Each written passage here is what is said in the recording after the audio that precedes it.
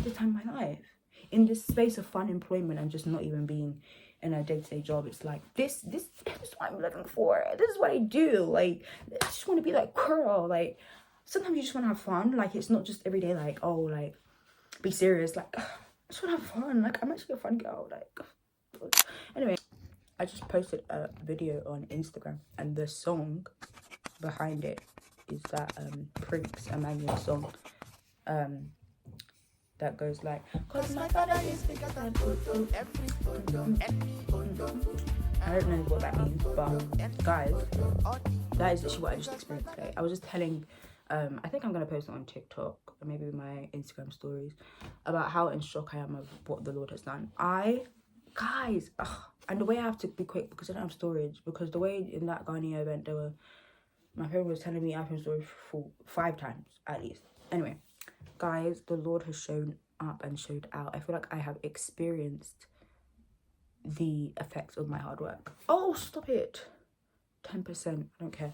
I feel like I have experienced the effect of my hard work, guys. I feel like all of the years, the 6 years that I put into this industry, where a lot of things have been swept under the rug, things have not been pushed, the algorithm has hated me, I have lost followers, I have lost engagement, I have lost so much, and contemplated, cried, been up at night, been late to different things, missed things, because the sacrifices I put in for content are beyond my own comprehension, just because I love it. It is like a toxic relationship that I keep going back to. I'll stop and I'll say, I can't do this anymore. This thing is not feeding me.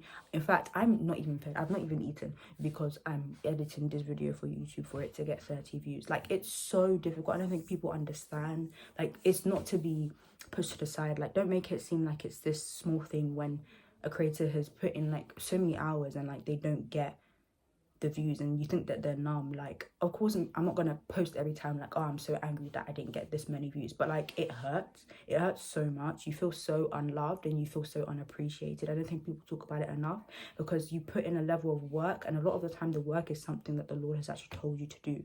Like, I feel so strongly about this because like it's a thing where people are like, if it's not working, just change your strategy. But sometimes it's not a strategy, it is a calling by the Lord. So you can't tell me to change my strategy because you're not the author of my story and you're not the author of the way that I orchestrate my platform. So the reason this made me so, experience bitterness, jealousy, envy, anger over the years, and that I've had to honestly pray about, even though it's valid responses to the fact that I have worked so hard and like the response hasn't been, immense. And honestly, like, the reason I say this, and I feel like people would probably think, oh, like, but you've gone here, you went to the Chosen premiere, you got Getty images or whatever, like, you've gone to these events, you have this PR, those are the good things that I show you guys. Like, I'm not gonna show you everything. Like, as transparent as I am and as authentic as I am online, I haven't said everything. I haven't talked about the people that have said some things in DMs saying basically in a nice way they don't want to work with me because of, some reasons, or like people that just air my emails, or people that reach out and then say they want to work with me and then they just ghost me. It's like, you are the one who reaches out. Like, what the heck? People who belittle you in terms of payment, like, just, or people who just don't recognize you, or the algorithm that just pretty much hates me. Like, just the fact that I would not compromise my content to look like somebody else's for the sake of the fact that I am staying true to what the Lord has called me to do. The fact that being disobedient in content has scares me, and it has, I've done it before. Let's be transparent, I don't think I've been obedient every single time I posted a bit of content, but bro, like, it's a journey, and I feel like to continue at something, there's so many times I wanted to quit. I know people say that, but like, guys, I don't think you understand how many times sometimes I want to quit like within a week. Like, I'll have a motivation for 1 week and then I'm like, no, I'm done this, I'm not doing this anymore. It's so long, it takes so much of your time and of your effort, and there's a point where the motivation that you receive from friends and family is not enough. Guys, it's not a lack of gratitude, it's not being an ingrate, it's the fact that growth is measured a lot by numbers, by metrics, and by just movement. And when you feel like you've experienced so much stagnancy, like I did in 2024 especially, and also previous years, you can feel like, yeah, the encouragement of friends is nice, but I have not moved. yeah, the encouragement of friends are nice, but like the people that I followed on Instagram since 5 years ago have surpassed me. What's going on? Like, you get that, you experience that, it hurts, it's painful, like all of this. And then to have moments like today where you are recognized in a way that is like so profound, so creative, to go to a Garnier event that is about skincare, but it's to do with The Cube, which is one of the greatest or most watched, I would say, game shows in the UK. Like, it's so just meshed so well together. Like, Garnier hosted an event at The Cube in Canary Wharf, and we played all the games like that you would at The Cube, and they fed us like until we were full. Like, they were in fact literally pushing food at us, and we were like, we're fine.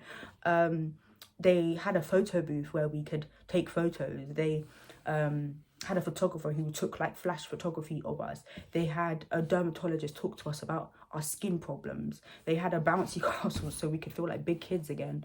Like, they had everything that I've never seen before, even myself, from looking at PR events online. Dinners are great, influencer dinners are great, and all of these things, you know, they're cool, but guys, this was insane. And to think this is my first proper, I mean, I've been to like some events before, but like, let's not talk about premieres. Premieres are different, and pop-ups are different as well. Premieres and pop-ups are different, like, but like PR event, invited guest list, all of that stuff, like, I don't know if I get that much. Maybe I've just lack of memory, whatever. But this was insane. This is something that I would remember and know that I was invited myself, I was seen myself. It means a lot to me, especially because like I spoke with a lot of people there, and first of all, the amount of black women there was insane. The diversity was insane. Garnier really just topped. They have set the tone, especially in the UK. Like, to think we just don't get many places where colour is represented enough. Like, not just like a token. No, like, guys, that place was filled with beautiful black women. I was like, oh my goodness. And on top of that, you're meeting people who, like, you flip in, I don't know, you bro, I met Jenny Jenkins. I didn't meet her properly. I feel like I bothered her. I feel like I bombarded her. We all bombarded her, because there was like 5 of us black women, and we were just like, oh my gosh, Jenny, we've been watching you for like how many years? Jenny Jenkins, are you dumb? Like, there was other influencers there that I was like, I have seen you on my screen, and I'm in the same room as you, and it's just like, the Lord will actually make room for you. It's not even about putting them on a high pedestal and saying that, oh, they're high and mighty, they're above this, but it's like, guys, like, these people who have also worked hard and are now in these spaces, I'm also in the same spaces. Do you get what I'm saying? Do you get it? Oh. Today was amazing. I feel like the fact that the Lord gave me this as the first event, something so creative. I use Garnier a lot. It feels so authentic because I've been working with Garnier like since last year, that they've been sending me PR, and like I love their stuff. Like I literally use Garnier. Like, it's not even like, oh, like the stuff that they send me, I go and buy again. I have their flipping like, sorry, this is broken. I have the sunscreen. I think I'm lying, guys. I'm not lying. Oh, it's here. I have the sunscreen. They sent me this last year. I bought another one. What the heck? It's the only sunscreen that works. I've been using other sunscreen. They're not doing the job. It works for black people. They know what they're doing, okay?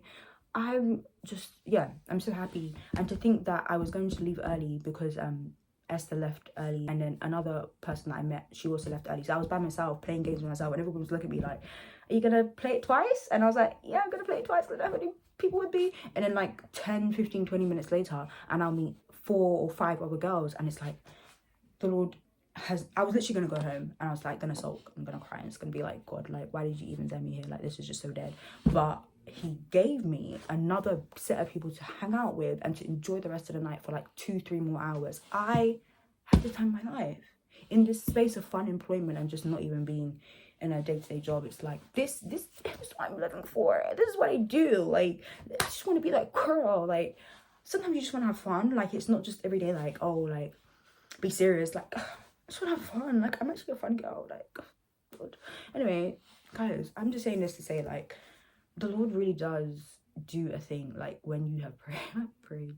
In fact, I've not been the only person that have prayed. There's been people that have been praying for me, and it's like, guys, I don't think you understand. It got to a point where I became numb to the messages of people. Like, back in the day, if you sent me a message telling me you love my content and, like, I inspired you to be, like, I don't know, a better Christian, whatever that means, I would literally be like thinking about it for days. And now I feel so numb and so upset by the fact that things haven't moved and that stagnancy has been a thing, that I couldn't even like receive messages like, oh, I love your content. It's just, to me, it's like air. It's just like, oh my gosh, but like you love it, but like it's not going anywhere because God is, the algorithm hates me.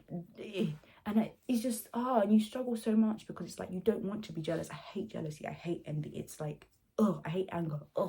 Sins. Like, but you feel it seriously, bro.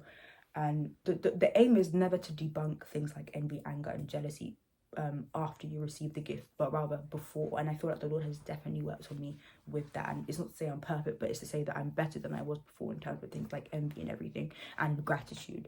And I exercise gratitude over the things, like I'm not forgetting about the chosen, like the chosen premiere. I'm not forgetting about all the premieres that I've been invited to. I'm not forgetting about the creator quest and the brand deals and all the things that I've received. But boy, it's been difficult. Payment has been difficult. Making a living from this thing is not even a thing I have right now. But I know for a fact that the Lord has called me here, and it feels like he hasn't sometimes, because I'm like, God, like I don't even understand. There's no space left in this industry because everybody has surpassed me.